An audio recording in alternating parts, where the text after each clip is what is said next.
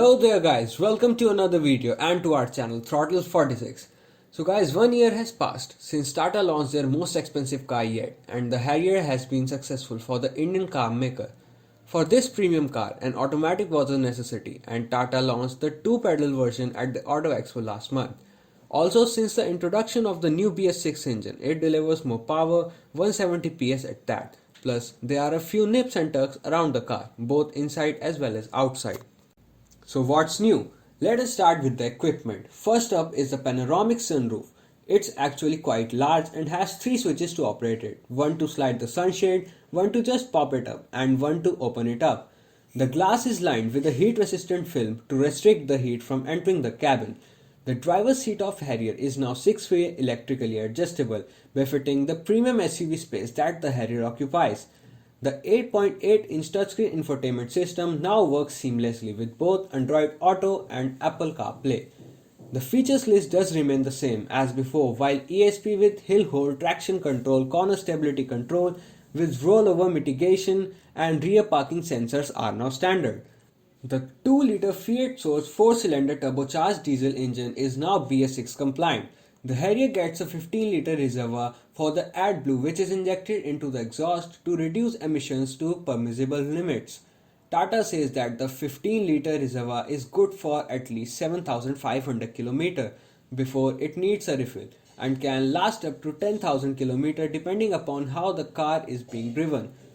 The Harrier will start giving alerts at 1500 km to empty, and the frequency would increase as you inch closer to empty. If the AdBlue reservoir empties while driving, the car will keep running until you stop and not crank afterwards, which means you will have to either reach the nearest service station or get it refilled at your next stop to be able to start the car. The filler cap for AdBlue is in the boot of the Harrier, unlike its conventional position besides the fuel filler. Coming back to the engine, it now develops 170 PS of power while the torque output of 350 Nm remains unchanged. The engine internals are almost the same, and the bump in power can be attributed to the new tune and engine mapping. Along with the 6-speed manual gearbox, the Harrier now gets a 6-speed torque converter automatic option. This gearbox has been sourced from Hyundai, seen in the Tucson, and tweaked to suit the Harrier. When we talk about the performance, additional power has certainly given this large SUV the go. The Harrier feels eager off the block and quickly settles into a cruise. The upshifts are fairly quick, and at part throttle you might not even notice it shift gears. When you gas it for a quick overtake, the automatic kicks down fairly quick to unleash the 350 Nm of torque. It is a breeze to drive in city traffic, and when you venture out on the highway, the Harrier will hit the 3-figure mark in no time and will also cruise at 100 km per hour under 2500 rpm. Floor it off the line, and the Harrier will also give you a hint of torque steer. Tuned for economy in the city mode, the automatic Harrier will upshift at about 2000 rpm, and when you go off throttle, it freewheels till you get on the brakes. While it works great on freeways to rake up the economy numbers, you need to be attentive driving downhill through mountain roads. For that, though, the manual sport mode option will hold it in gear and give control over the shifts. The automatic Harrier gets 2 more drive modes, wet mode and off-road mode, that have been tweaked to work with the automatic gearbox, and we should be able to give you a rundown on that in the detailed road test. Overall, the automatic gearbox seems to work quite well as it eases out the spikes in power delivery. With the manual gearbox, the Harrier does feel livelier. The torque starts peaking from 1800 rpm, and the Harrier lunges ahead with purpose till 4000 rpm. The gears do slot well, and a shorter gear throw would have certainly felt better.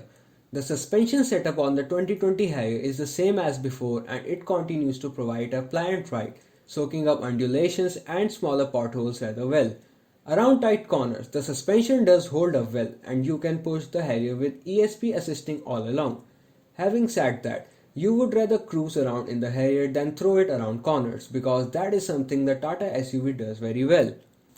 The steering is on the lighter side and turns effortlessly lock to lock.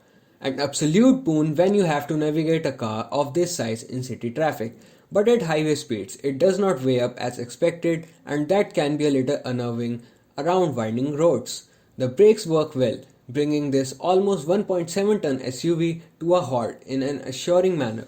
With ESP now standard across trims, It doesn't scuttle under heavy braking, and it also has the pre-fill function where the brake pedal stiffens up faster under panic braking as the ESP gauges it using the ramp rate. The Tata Harrier, with its unique design and shades of Land Rover styling, has already hit a sweet spot in the market. It is bigger than the Hyundai Creta or the Kia Seltos, pegging it in the upper echelons of premium compact XUV segment. The MG Hector, though it matches the Harrier in size, does not get a diesel automatic option. When we talk about the pricing of this car, the Harrier starts at Rs 16.55 lakhs for the XE manual, while the entry-level automatic is the XMA, priced at Rs 19.55 lakh on road Delhi.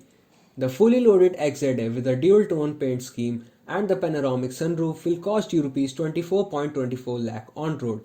With more horsepower on tap, an automatic gearbox that works quite well, a panoramic sunroof and a space in the premium cabin, it can be a value for money choice for those who are looking at Jeep Compass or Hyundai Tucson for that matter.